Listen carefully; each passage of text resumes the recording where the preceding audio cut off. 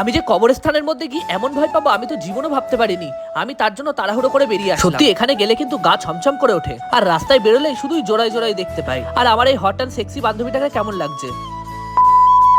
সবার প্রথমে জানাই তোমাদের সবাইকে মেরি ক্রিসমাস। আজকে সকালবেলা আমার একটা শুট ছিল, তার কারণে আমি একটু ব্যস্ত। তারপরে আজকে যেহেতু 25শে ডিসেম্বর, তার কারণে তো একটু তো বাড়ির থেকে বেরোতেই হয়, তাই না? আর বেরিয়েই প্রথমে এসেছিলাম কিন্তু চায়ের দোকানে, যেই দোকানে আমি রেগুলারই এসে চা খাই, তাই সেখান থেকে এক কাপ কফি খেয়ে নিলাম। তোমরা যারা বনগাঁর মধ্যে থাকো নাহলে বনগাঁর বাইরে থাকো, তারা কিন্তু জানো আমাদের বনগাঁয় কিন্তু খুব বড় একটা চার্চ আছে। আর এই 25শে ডিসেম্বরের দিনকে কিন্তু ওই জায়গাটায় দারুণ একটা অনুষ্ঠান হয় আর প্রচুর বড় একটা মেলা বসে। তেমনই কিন্তু এবছরও বনগাঁ পৌরসভার তরফ থেকে একটা সুন্দর মেলার আয়োজন করা হয়েছে। আর এই শীতের সন্ধ্যায় মেলা বলতেই প্রচন্ড পরিমাণে ভিড় তো হবেই, তার কারণে রাস্তাঘাটে বিশাল ভিড়। তাই আমরা গাড়িটা একটা গ্যারেজের মধ্যে রেখে চলে এসেছি আমাদের এখানকার চার্চের মধ্যে। চার্চে দেখেছো কত মানুষজন এসেছে। এই দিনটাই কিন্তু কোনো ধর্মের ভেদাভেদ থাকে না। চার্চের দরজা কিন্তু সকল মানুষের জন্য খোলা থাকে, তাই সকল মানুষের ভেতরে গিয়ে কিন্তু ফটো